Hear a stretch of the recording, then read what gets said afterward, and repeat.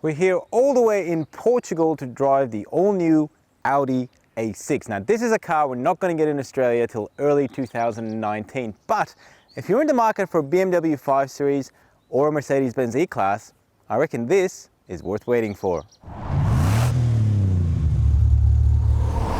Before we go for a drive though, I really want to show you this interior in detail because I reckon it is the absolute highlight of this car. Now look at this, you've got virtual cockpit up here, which looks great, and you've got these two big giant screens. They're really super high resolution. Now when I say that, I don't mean they just look good like an iPad, but these are really crystal clear. And of course that has cleared all the buttons around here, so all your air conditioning and all your sat nav and everything is completely controlled by touch.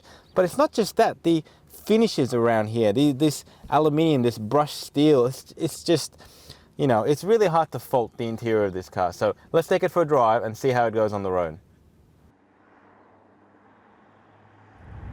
So the car I'm driving today is called the 40 TDI. Now it's the base model diesel. It's got 150 kilowatts and 400 Newton meters of torque. It's a pretty good car. It is the base car, so you don't really get all that massive torque of the bigger 3-litre diesels. But you know what, driving around some of these country roads here in Portugal, I kind of have to say it's probably all you really need in Australia, unless you really want that extra power. The surprising thing about the A6, at least at the beginning, is that we're not going to have a petrol engine for our market. Now that does sound like quite a surprising decision given the state of diesel. However, we will get a 2-litre base model petrol at some point for our market. But to start with, we're going to get the 40, probably the 45 and maybe the 50 TDI engines, which is also a new naming convention for Audi that'll start with the A8 that comes around mid of 2018. Now here in Europe, this car has got a lot of additional functionality that is still not confirmed for Australia. And one of those that I was really impressed by was on the highway, this car can read the speed signs and adjust your speed as you drive along. So if you set the active cruise on, the car will just basically follow all the speed signs. It can actually pretty much drive itself for about 30 seconds before it asks you to take control. Now, that is more of a legislative issue. I think that if they were to turn that 30-second limiter off, this thing can pretty much drive itself on the highway. Now, will that work in Australia? That's hard to say. And one of the reasons for that is the speed signs in Australia are quite different to Europe, particularly the ones you see on the back of buses. They can confuse systems like this. So until they fix that, it's hard to say. Another aspect of this car that I'm really impressed by is the air suspension. The ride quality of this is absolutely remarkable. Now, I've driven this on some really poor cobblestone roads here in Portugal, and it just rides absolutely beautifully. It really does leave the 5 Series in its wake in that regard. It's kind of equivalent to the E-Class at the moment, but where it excels is that it's also very dynamically capable. So I guess it sits in the middle between those two cars, where one, the E-Class, is very soft and the 5 Series is very sporty. This kind of feels like it's got the best of both worlds. Now this car measures about the same as the old A6. It does weigh the same also, but it does come with a lot more gadgets and a lot more sensors, and it's got a 48-volt system in it.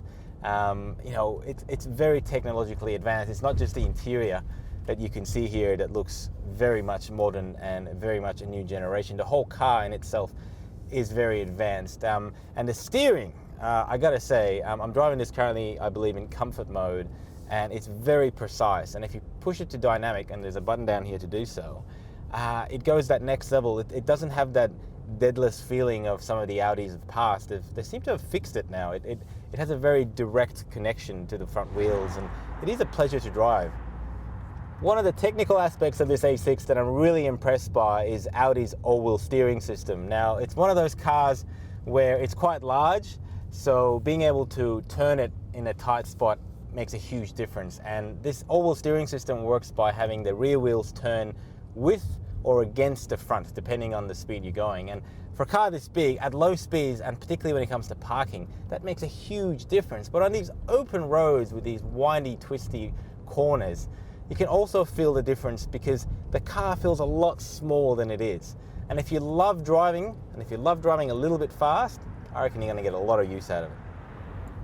At the end of the day, this is a segment where people that buy this car want to be seen as having I guess, all the gadgets and all the features. And here I think Audi has certainly nailed it. They've got this beautiful interior, which I know I emphasized before, but it really does make the car stand out. When you get into it, it does feel like you're in a car that's sort of made for 2018 or 2019. It's a very, very, very nice looking interior.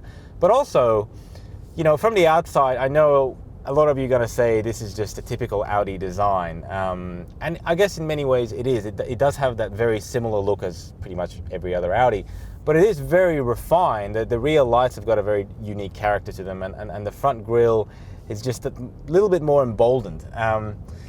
You know, is it going to be enough to take the fight to the 5 Series and the E-Class? That's hard to say. Those two brands have obviously been around for a lot longer, and the 5 Series and the E-Class have been established for a significantly longer period of time. But I think if there was ever a A6 to do it in any generation, this is going to be it. It is probably dynamically and in terms of comfort one of the best Audis I've driven. And I think when this thing shows up in early 2019, it's going to give those other two a really big run for their money.